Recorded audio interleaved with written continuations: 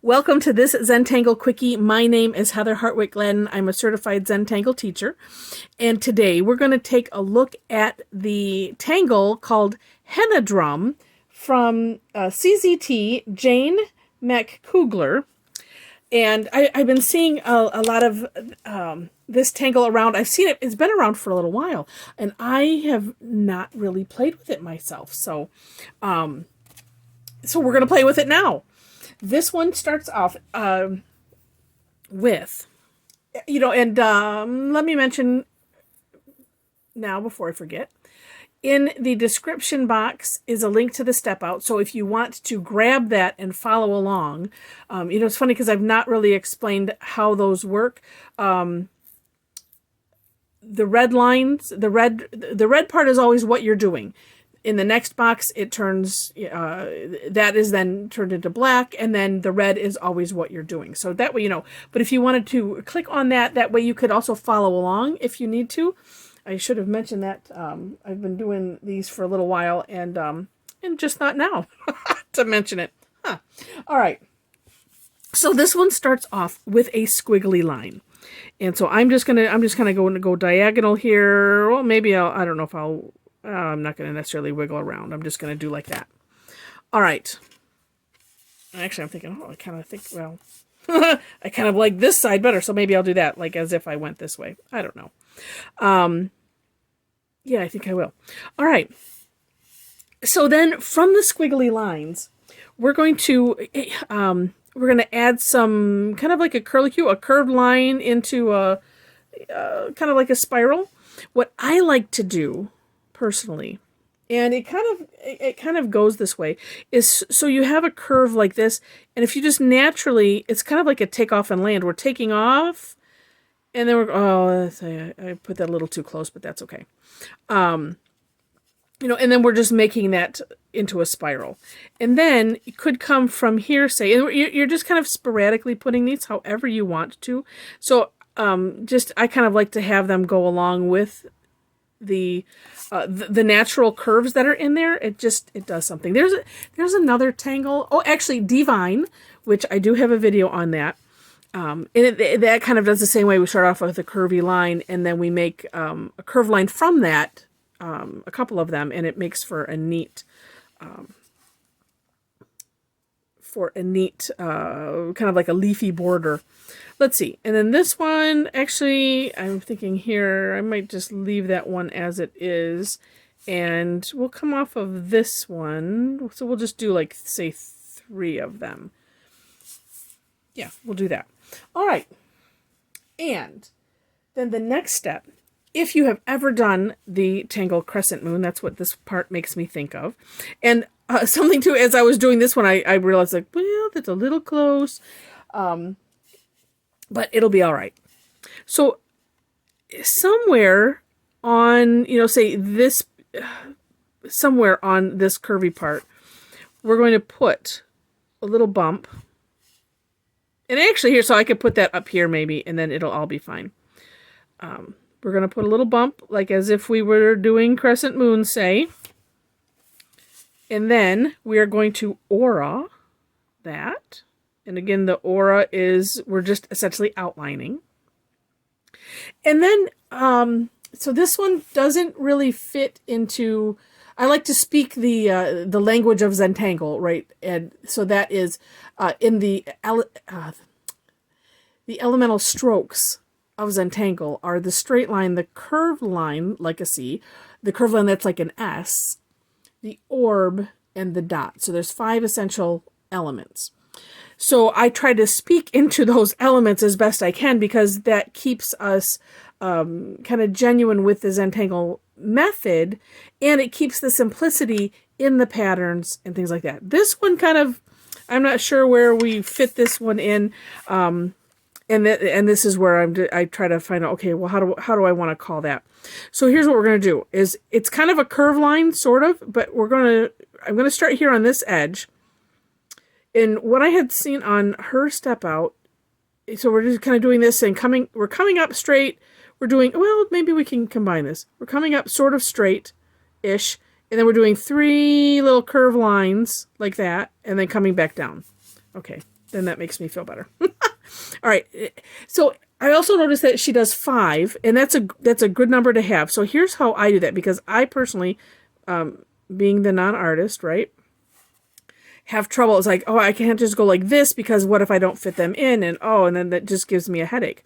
I'm putting this little one in over here, because I don't necessarily want to collide with that, being that it's a straight line and these are going to stay open. So here's what I've decided to do is on both sides of this, aura, crescent moon, I'm putting a petal. That's what we'll call them now. And then straight up, I'm putting one. Then I can fit the other ones in, all just nice and beautiful, just like that. There we have it. Right? 1, 2, 3, 4, 5. So that's how I've been doing this one, and it's lovely. All right. Oh, actually, you know what? And I took us a step ahead. Oh, so we'll redo this again. All right. So that next step was, the next step was just to put these little bumps with the aura. And, and you can do all the parts all at one time. It's okay. It's quite all right. It is nice to have them in that format on the step out. So that way you can do all the steps at once and then go to the next step. But like I said, it's okay. All right. So now that I have that step, then we'll back up to this. So again, I'm doing, whoops, I'm sliding off the screen here. Sorry about that. One on this side. And I am starting like right on the curve. So it's like this one I'm going to kind of do backwards. So I'm kind of coming up straight, little curve, and down back. And I'm kind of, angling them in so it's not just straight. And then one straight up. And then filling in from there. And then, eventually, I suppose, well, you might get to the point of being able to judge and just kind of do it all the way around. But that's my strategy. And if that helps you, great. If you have your own, fantastic. I'm going right to the edge here. And then... And like I've said this in some of the other videos, if you've watched them, for me, doing stuff like that and then subdividing, it just works so much better. And then that makes for a happy tangler. And that's what I want.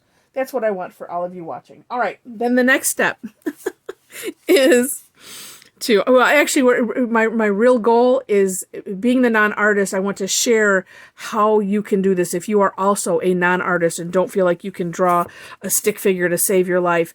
But if you can do this, then that's what's amazing. And so that is my aim, is to be able to help those of you like me that don't think you can do it. Now, so what I'm just doing here is I'm adding some little straight lines, 2 or 3, whatever fits nicely, just right there, from, actually, I went from, just below the middle, to that line there. Don't want them too long. They're just kind of like an accent, but at the same time, they sort of serve a shading, shading with the pencil, or with the pen, excuse me, type of thing. And, adding something like this, as well as my ultimate favorite, the line ... It's just, this is one of those where I kind of go, okay, I'm not going to look at it for a minute. And they go back, it's like, whoa, who did that? That's amazing. And it is. And something about adding those little lines, it's just remarkable. So that is we have one more step. So that is almost essentially it. Actually, this one, I'm going to turn this into, I don't know, maybe I'll do an extra one on top of there. Just because. We'll do a little one. All right. So to recap, and it's on these curvy things, and I'm guessing you kind of put them almost, anywhere on there. So the little bump, the aura, and then the petals are reaching out. And I also, the other reason, which I didn't share, as to why I want to keep things within the kind of the lingo of the essential steps of Zentangle, is because I forgot it. Oh, well, I got all wrapped up in doing this. Anyway, it'll come to me later. You'll just have to watch all of my videos and then you get all of the thoughts. All right, there we have it. Okay, next step. I hate it when I lose my train of thought like that, because I was like so into that. It's like all of a sudden it's like it just got a little bit small, and then that took my brain away. All right. Then next step, I was just deciding where I want to put this. Then we add some little extra things. So wherever you want, a little squiggly line. This is one of those things where I'm like, oh, I don't know. That's kind of freehand. I don't know if I like that. And I'm just trying to not think about it. And it's just like, just a couple little loops and wherever you want. So I'm kind of, trying to, put them like around this curve or just wherever it seems like it needs something. And so it's just a little loop-de-loop-de, however you want it.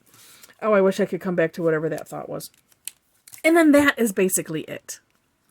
All right. Now, I know what it was. Sorry. Oh, I hope that you all are cracking up, because that is what I'm hoping for. That you are, because I do like to have fun with the Zentangle. The reason I brought that up was because one of the key tenets of Zentangle is that, the patterns are non-representational.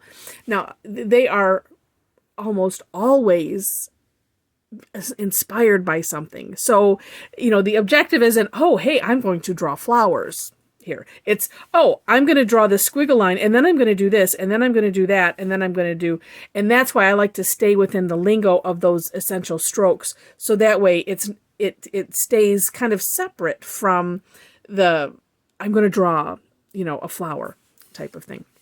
All right. So now you understand. Okay. Now I don't remember that she necessarily had shading in here, but I'm just going to add some, in her original thing. There is some kind of natural, as I mentioned, shading by adding these lines. I think that's, what do we call it? That's, hash marking, I think is the term. And let me find, I need to get a new tortillon. Oh, here's a little one. I have some that I bought from some different places that are tiny, and they're really handy in a place like this. All right. So, and I'm just smudging the graphite just a little bit, because I just want to have it softened and have a little bit of gradient, so that way it gives the effect that I want, which is to bring some depth into that center. Ooh, like that. So that is something that you could do. You could also, I might just do it on these big ones. Actually, you know what? Let me take that back. I'm just going to put whatever I have left here. We'll just try this one. And actually then you can always come back and grab some more graphite from where you've done already. I have done where I've spread some graphite out on something else and used it as a palette. Grabbed some with my tortillon and then went ahead and continued, because sometimes you don't want a whole lot, and you don't want to chance having too much. So I want to see what it looked like, just to add a little bit to the tips, and that kind of looks neat. The trick though is, the thing that you want to avoid, is to make the whole thing gray. So we want to keep this, so as you can see here, there I have like a line that is now in a semicircle, that is the original tile color. So it helps to give that kind of a feeling of that it's bending. And so that is really neat. So there we have Henna Drum. I was messing with it, like I said, because I really hadn't played with it before, but I thought, ooh, let's see what we do. Oops, let me back this up a little bit. Here, there we go. let's play with it on some black tile and see what that looks like. And I had a lot of fun with that and just kind of went to town. And then I added just some little dots here within the, those the spirals, just for some extra fun. And yeah, and so this is a neat tangle. And I hope you enjoyed it. If you did, thumbs up are of course appreciated, and if you liked it enough to maybe see more and you're not subscribed already, feel free to hit that subscribe button, and then you can see when I have new videos. If you hit the little bell that's next to the subscribe, I believe you get notified then. So that is entirely up to you. And in the description box, as I mentioned, are the step outs for this, the instructions, as well as ways to connect with me if you want to. I do have some classes and things live online and that are free on Thursdays. Would love to have you join. All right. So with that, I wish you very happy tangling.